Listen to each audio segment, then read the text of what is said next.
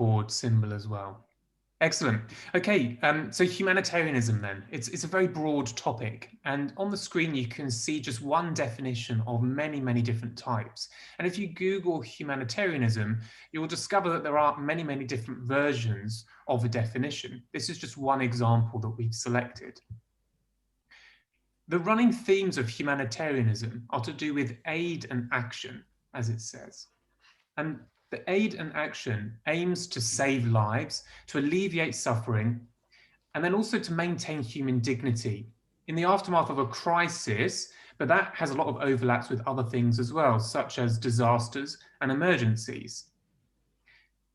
A really important concept of humanitarianism is not just responding to a disaster or an emergency or a crisis, but it's about enabling people to prevent humanitarianism crises and emergencies and disasters as well. So it's about strengthening preparedness. And this ties in with the broader concept of disaster risk reduction, which of course we're both in the Institute of. And disaster risk reduction is essentially looking at how can we prevent disasters or mitigate the risk of disasters happening in the first place. And there's a really interesting concept here. One of our professors in the department has written a book called Disasters by Choice. And in the book, he talks about there's no such thing as a natural disaster. And Mrs. Packer was telling me that some of you are doing a module about disasters, so I'm hoping this has come up in your modules at the sixth form. Natural disasters, because there's no such thing, it's because they're caused by natural hazards, human-induced disasters. And if we say it's a natural disaster, we're saying that it could happen anyway. And we're almost expecting it to happen. When actually, in reality, disasters are not a natural thing at all. There are lots of different organizations to do with humanitarianism, and we put a link here to the UN Office for Coordination of Humanitarian Affairs, or OCHA for short. That's a really good website to go to and to start exploring and pulling the thread of what humanitarianism is. So Rebekah mentioned that there are lots of debates and conflicts within humanitarianism, and we just listed a couple here. Neutrality and impartiality. And this is about not bringing the biases of one country to another and inflicting them on that country, that local culture, that local system. It's to do with building resilience, but there's a big question about how to do that, and the cusp point of stepping back as humanitarian services and allowing the local people and local communities to carry on doing that work. And that links with the last one that I've got here, which is about independence. And that's the aim, or one of the aims of humanitarianism, is to create this independence and this sustainability in areas that are prone to disasters and humanitarian crises. So what I'm going to do now is hand over to Rebekah, who's going to talk about a couple of other concepts to do with humanitarian studies. Thanks, Myles. So all of those key concepts that Myles was just talking about then, we can see in certain contexts, and that's one of the good things about the BSc at UCL, is that because of the, and we'll talk about this a little bit more later, because of the range and experience of staff in the department, everything that you learn is really put in context, and you're given very sort of detailed information about specific instances of disasters and crises around the world. And this is one of them, for example, in Cox's Bazar in Bangladesh, taken by one of our lecturers in the department when she did some work there in 2017.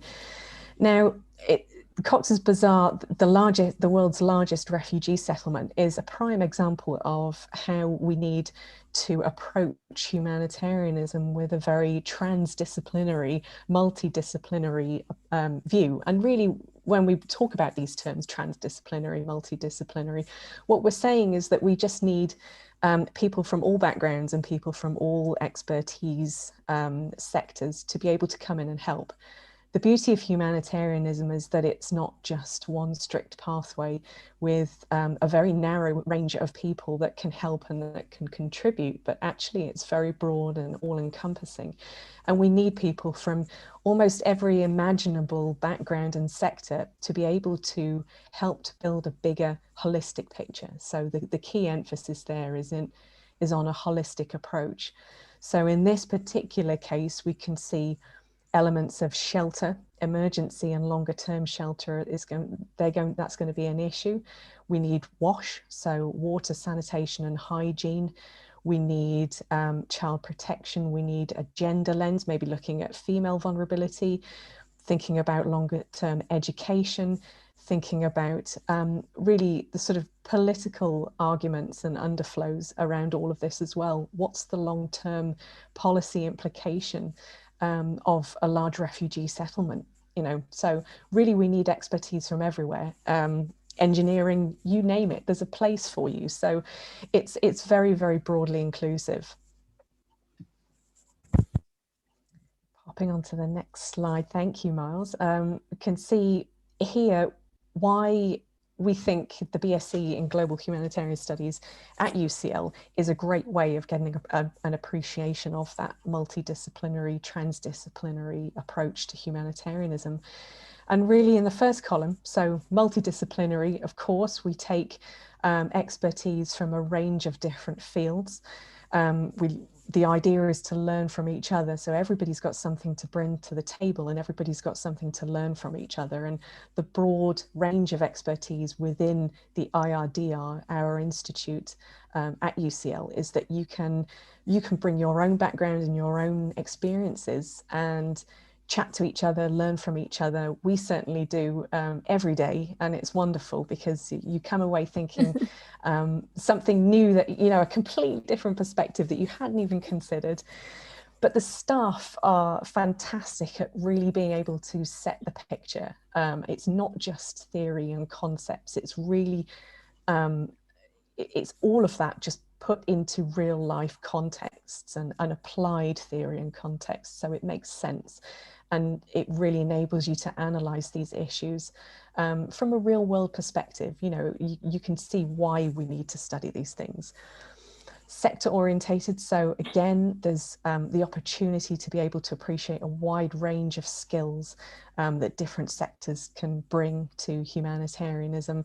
There's lots of opportunities to link with people with different insights, thinking in terms of career development and what you want to do post BSc, whether you want to go on to further study for a master's or a PhD, or if you want to go straight into industry and get out there and do something with this newfound knowledge and these skills, and really start your career, and get in with an NGO or get in with a government organization, or start on the UN ladder up to greatness, whatever you want to do.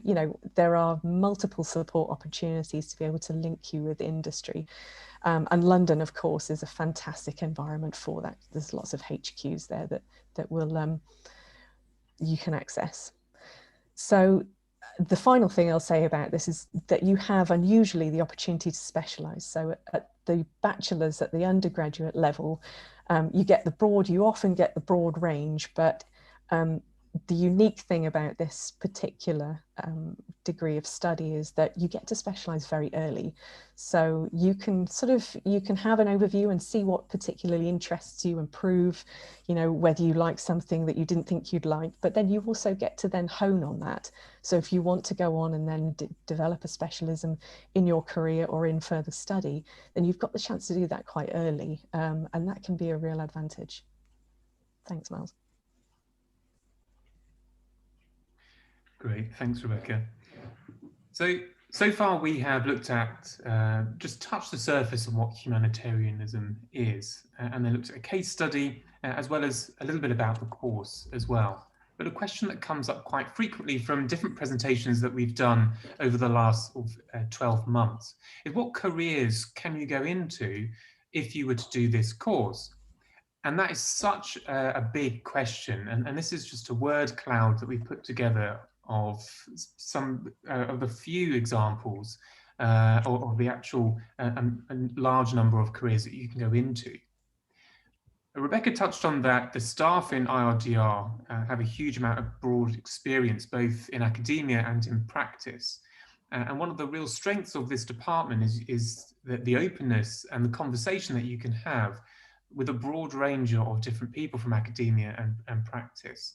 So when you're doing the course, if you do decide to join us at UCL, you can talk to them during seminars or after lectures, but there's also events during the calendar year, academic year, that you can take part in as well as a student at IODR, and you can really gain some insights from the broad range of people that are part of the Institute. So we've already mentioned is you can join NGOs, you can join the UN, intergovernment, but also some more specialist roles about being an analyst or a regional expert in a particular location or a particular humanitarianism act. My PhD is in collaboration with the military, and this is another concept of humanitarianism.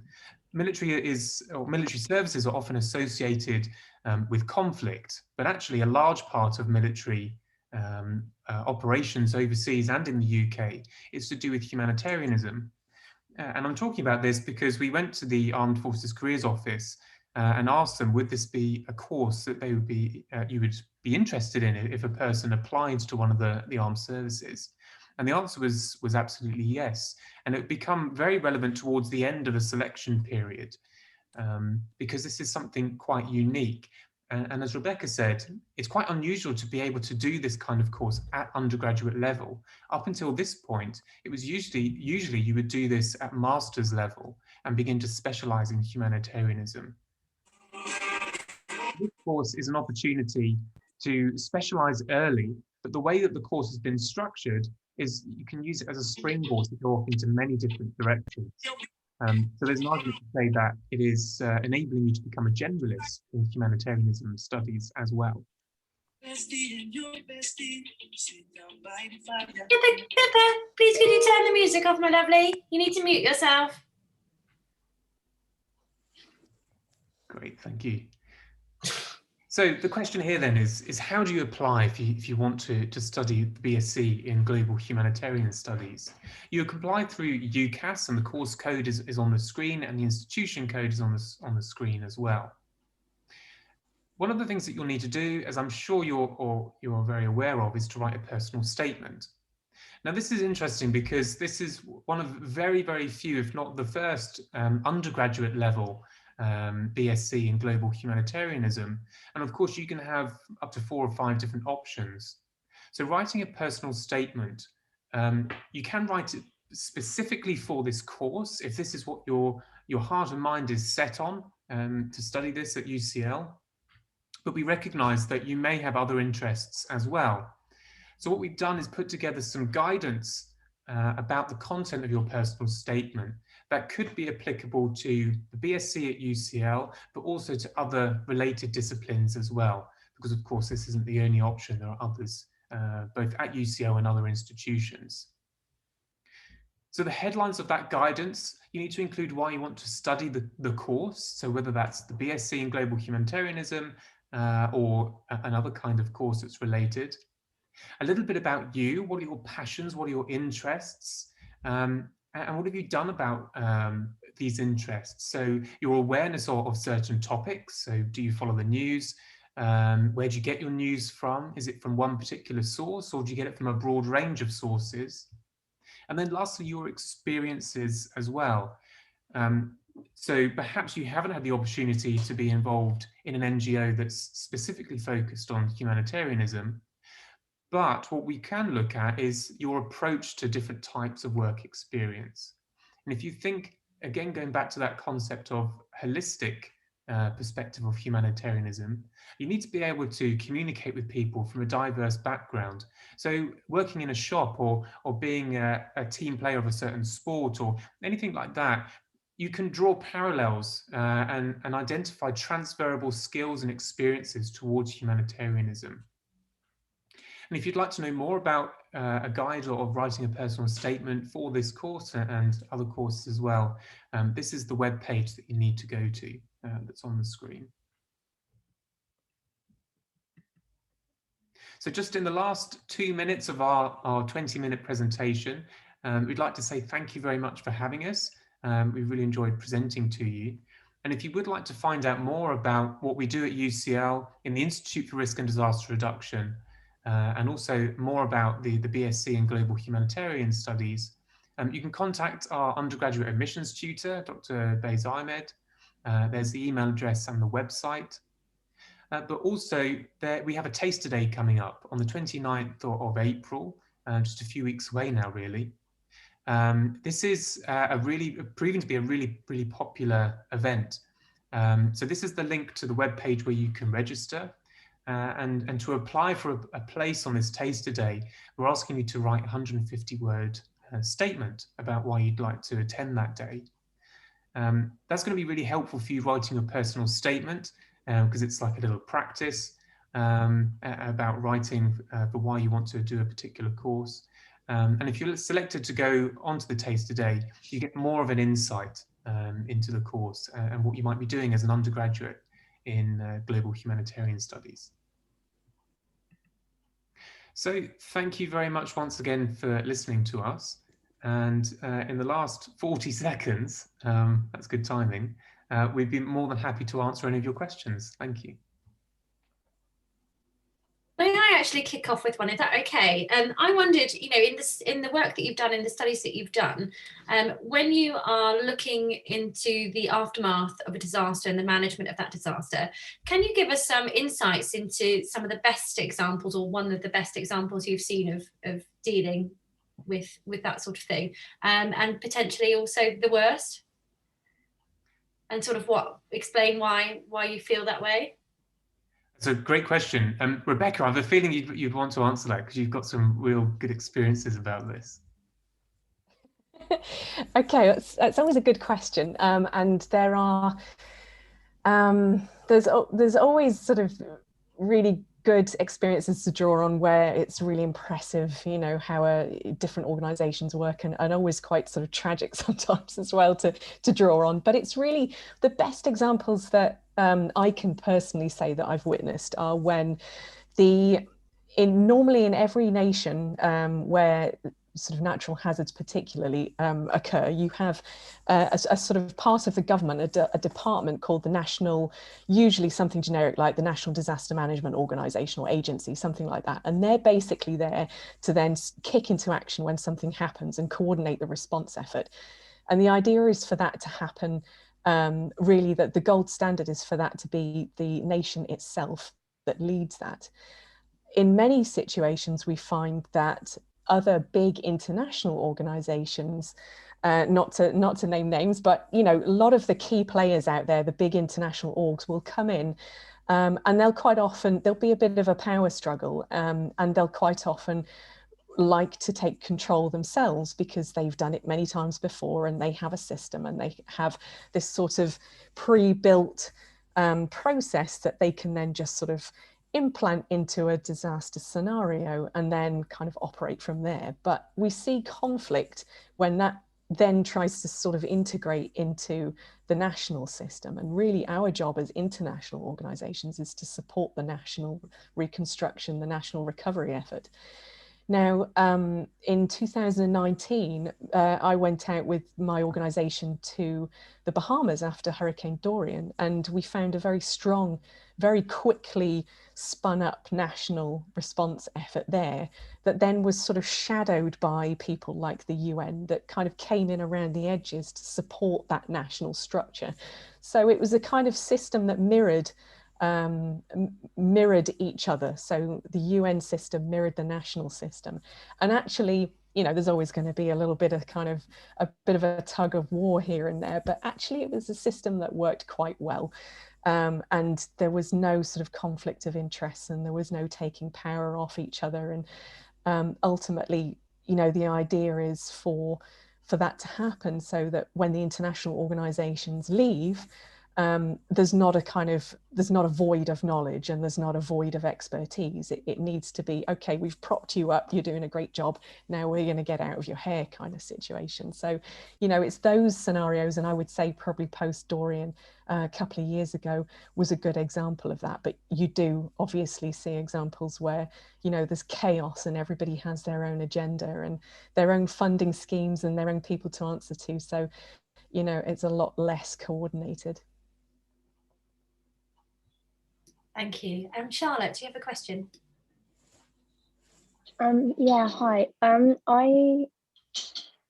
You look at do you look at permanent, like working on the core problems of disasters, like for example, trying to improve sanitary hygiene methods in the places you go to, or is that something different? That's another really good question, and maybe we can both answer this. I would say that there are core needs in a humanitarianism disaster, and it requires a holistic approach to meeting those needs. So depending on the nature of the disaster or the crisis or the emergency, there'll be a priority of different kinds of things that need to be met. My background is nursing, so obviously I'd be looking at particularly from a health perspective, and then also my master's was in education, so looking at educating the local communities about resilience and sustainable development. But that's my perspective. Maybe Rebekah's got a different perspective. Yeah, I mean, I'd have to agree with you, Myles. I think, and that's sort of, as a part of answering this, we can also bring in Alice's question as well about humanitarianism being a broad subject, but single factors within that, allowing for sort of resilience to be built in communities. And I think in answer to both of those, I would agree. I think, you know, you have to be able to drill down into each individual component of a situation. So we have to look at healthcare, we have to look at sort of child vulnerability in education, we have to look at hygiene and, you know, in an urban situation, sort of city planning and informal settlements and land rights. And there's a whole plethora of elements to it which make it that much more complicated. And that's really why I'm a big proponent of the integration of humanitarianism with development, because, you know, if you're responding to crises, then you have to have a longer term presence, and you have to look at social inequality, and you have to be able to operate within the parameters of each individual, you know, the unfairness and the strengths and the weaknesses of each individual situation. So I think really, you know, it's one of those things where you have your experts in each, and this is again why it needs to be so interdisciplinary, experts in each different field, but you all work together as one big unit, because everything is linked, you know, as humans in our complex lives, everything is interlinked, and you can't deal with one thing specifically and expect everything else to fall into place unless you deal with those things as well as part of a big process. You know, they're all cogs in the same machine. Just to kind of end on a point back to the studying at BSc, Global Humanitarian Studies, you know, we also want a diverse background in the lecture theatre and in the classroom as well. So although this is a BSc, as you saw from the 4 pathways, and you can choose up to 2 of those, they're not just focused at one particular perspective. We would really like a really diverse group of students in the classroom studying this concept, because not only can you learn from the lecturers and the academic members of staff, but learn from each other as well. And sometimes, particularly in humanitarianism in the field, learning from each other is a really key concept. So that's what we want to replicate back at UCL. Great questions. Thank you, Charlotte, and thank you, Alice. Are there any others?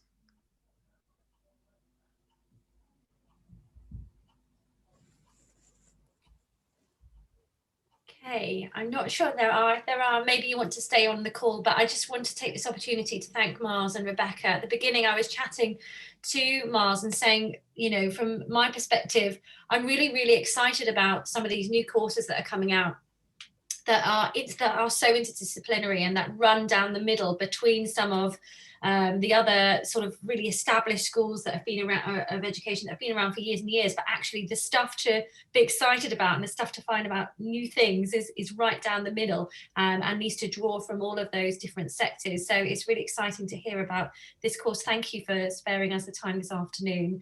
And if anybody did have a question that was burning and they didn't want to share it in front of other people, perhaps you can stay on the call. But I'll say thank you very much to everyone, but particularly to Myles and to Rebekah. Thank you.